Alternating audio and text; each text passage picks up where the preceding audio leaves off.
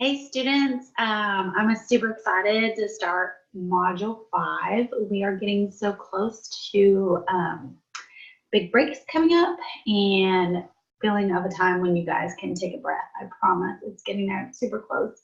Coming up soon is also fall break, and I know you're going to tell me, well, Miss Paget, you didn't give me any less work to do during this module, so I'm not sure how it's fall break, but we did this so that you can actually take a break over Thanksgiving. During your Thanksgiving break, you should actually be able to rest, regroup, and take some time for your family, take some time to center yourself. So sorry that there's not less work during this module, but it is for a reason. Just like I feel like I say this every time, but I think you guys need reminders that we are not like crazy people trying just to haze you. Everything we do has a purpose. So now you know why you don't have much of a break during fall break.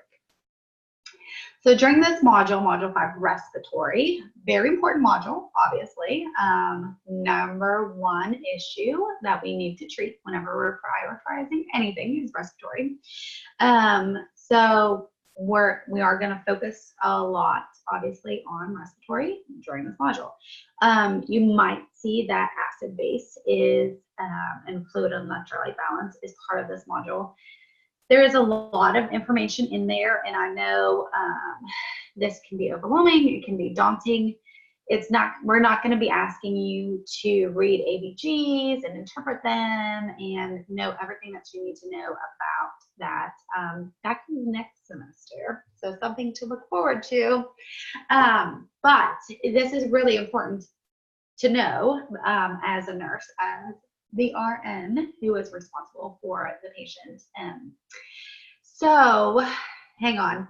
I really advise you to go ahead and watch a lot of the videos that are in your additional resources section under your module booklet. There are some videos there. There's this cute little girl that does all these videos, and she explains things. Personally, I think she explains them very well. I think she explains them better than I could explain them, which is one of the reasons that we use them. She does a great job. She's got lots of energy. She's fun to watch. So if anybody really doesn't like listening to her and would rather me find a different type of resource, I am certainly willing to do that for you guys. But I just think that she does a great job explaining everything. She's very thorough. She's easy to listen to and easy to watch, and it's something that you can just play like while you're driving to work or while you're making dinner or something like that. If it is something that is hard for you to grasp, you might want to then play it the first time when you can take notes and you can really concentrate on what she's saying. But then if you want to just replay to refresh, repetition, apparently you have to hear or see the information 3 to 7 times before you actually remember it. So feel free to play those videos, teach them to your kids, make flashcards for yourself, do silly stuff, make up a song. And honestly, you can YouTube other resources. And if you find anything that is very informative or is a great learning tool, feel free to share with me, share with your peers. Obviously, I have not watched every single video out there that is available on acid-base balances or fluid and electrolyte balances because, it would probably take me to 100 to see all that. But if you find something that's really good and you want to share, please feel free to do so, and maybe I can include it in next year's lectures or additional resources. So yes, anyway, back to my point. Your respiratory chapters, chapter 16, 25, 26, 27, and 28. So 1, 2, 3, 4, 5 chapters, and it is a lot of information, I know. But we thought these chapters really all go together and they work together. So read over those chapters. When you're looking through your green booklets, you might have noticed last module, when we started Med-Surg, you have key points in there. Go ahead, print those out if you want. Use that as a guide when you're doing your readings to where to focus. It is a lot of information in all of these books. I know. I feel like it was so much easier to be a nurse in the 1960s when it was like, okay, here's your medicines, penicillin and morphine. We don't know about anything else. So that's all you have to know. Or maybe the 50s. I guess by the 60s, they'd have more medicine than that. But anyway, there's a lot. I know it. I understand. But we are responsible for this information. We're responsible for our patients. So we have to figure out a way to learn all of it, which is one of the reasons that we are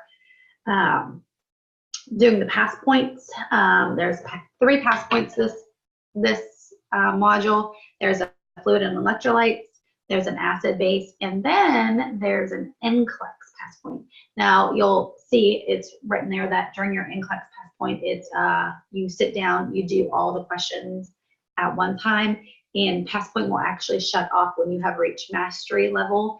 And so you might get as few as 75 questions, you might get up to 265 questions, which is the range for NCLEX. So this is very similar.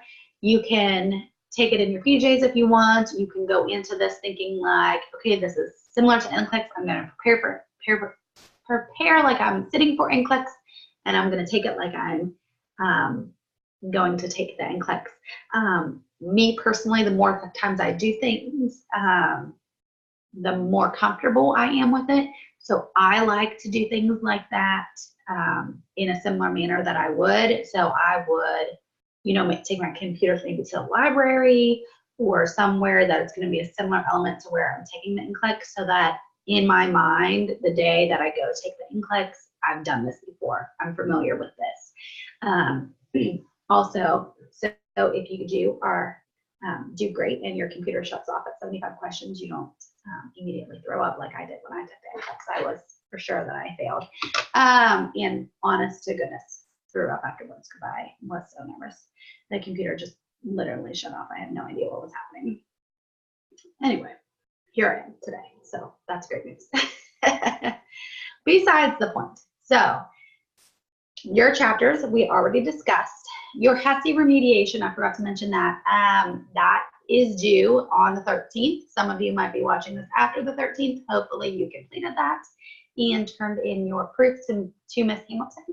Your 200 NCLEX questions, that is due October 27th. So not technically in this, or actually, yeah, technically at the very end of this module, last day of this module, those are due. So hopefully you've been working on those. Hopefully you've been keeping track of those and you get that all done. Now this is under the heading of fundamentals. So 200 fundamentals NCLEX questions due the October 27th, 1700, 5 p.m. We talked about your pass points, and you also have a simulation due this section. I know it is a lot. You guys have a lot to do. 2 weeks time to get it all done. And then of course you have your lovely test. I know it is a lot. Everyone always tells you that nursing school is the hardest years of your life, and they are not joking. But 2 weeks, just as my dad always said, how do you need an elephant? One bite at a time. One assignment at a time, one task at a time. You guys can do it. The student discussion. This student discussion is a little bit different. I'm asking you guys to each pick a topic and give a lot of detail about that topic. I'm not going to read you the instructions and stuff, but I do want you to work with your peer group, whether you're the Rhythm Rockers or the Ivy League ladies. I think the Ivy League ladies was actually last time, the Ivy League or the Ivy League students. You guys know who you are. Get with your peer group and decide amongst yourself who is taking what topic. There are probably 75 topics within these chapters that you can choose. I don't care which topic you do choose, but I don't want anyone from the same group to be doing the same topic. So you guys should be able to figure this out amongst yourself. You guys can text each other, you guys can email each other, you can use the, here, I'll show you where this is. Let me see if I can share my screen here.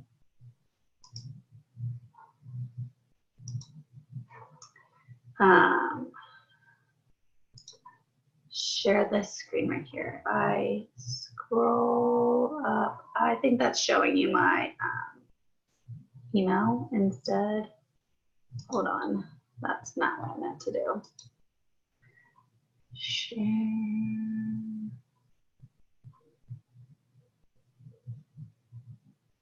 This way, maybe. Okay, I think this is showing you the screen here right now. Hopefully, you have up here. Keep going, keep going. This social forum. This is for you guys to use to talk to each other. So feel free to use that as a place to talk to each other. You are all adults. I don't feel like I should have to assign topics, that you should be able to figure out how to do that as a group. If you are having trouble, feel free to reach out and I can help mediate that, but this should not be a hard assignment to figure out amongst yourself who is taking which topic. So I think that's it. Please remember to use APA formatting, especially with this assignment. You should be finding a resource other than your book and citing it in APA format. And this is just a way for you to learn how to research, learn how to share information, learn how to properly share information you have. There's just too much information out there for everybody to be knowledgeable about everything, and this is a way for you to become very knowledgeable about one subject and share all of that you have found with your peers. So hopefully we can all learn from each other, and hopefully you find this discussion informative and helpful. So please reach out. Let me know if you guys have any questions about, obviously, this module, about anything that's going on in the course. Your DCEs, you should be getting pretty good at by now. Your clinical paperwork, your concept map, you should have probably already submitted, getting ready to start working on your evolving case study with your patient. And yeah, just let me know, honestly, if you have any questions about anything, are confused about anything, would like more information about any topic, I'm more than happy to do like a little video, a little PowerPoint presentation, maybe something like that. If there's something that is very confusing to you or you're unsure of, just reach out. There's a lot of information in this module. Next module is cardiac, if you've been looking ahead. Obviously that is a very heavy topic as well. And you only have 2 more regular tests yet. You have this respiratory test, and then you have your cardiac test. And those are your last 2 exams of the semester, and then you'll just have your final. So hopefully you guys have learned some good study techniques. Hopefully you're using all the resources that we've made available to you, printing off your key points while you're reading, maybe taking some notes, looking over those PowerPoint slides, especially in this book, the MedSurg book. They're pretty good about putting some notes in the bottom. So if you're printing off your PowerPoint slides, please make sure you're printing it off with notes. Or if you're just looking at them, make sure that you're pulling the bottom up so that you can see that note section at the end of, at the bottom of the picture. Not every slide has that, of course, but a lot of them do, especially when it goes to the case studies. During those case study little blurbs, usually they relate to something that's happening in the book, so you can be looking or have your book open, have your PowerPoint and looking at both of those at the same time. If there's any case study that's confusing to you that you would like more information on, we can certainly do that. I hate to give you guys more things to read, more things to look at, more things to just more things to take up some of your time. But if you feel that that is needed, please reach out and let me know for sure. I'm absolutely here for you. I want you to have a good experience here and feel like you're learning. So please reach out, let me know, and good luck. I can't find the end button.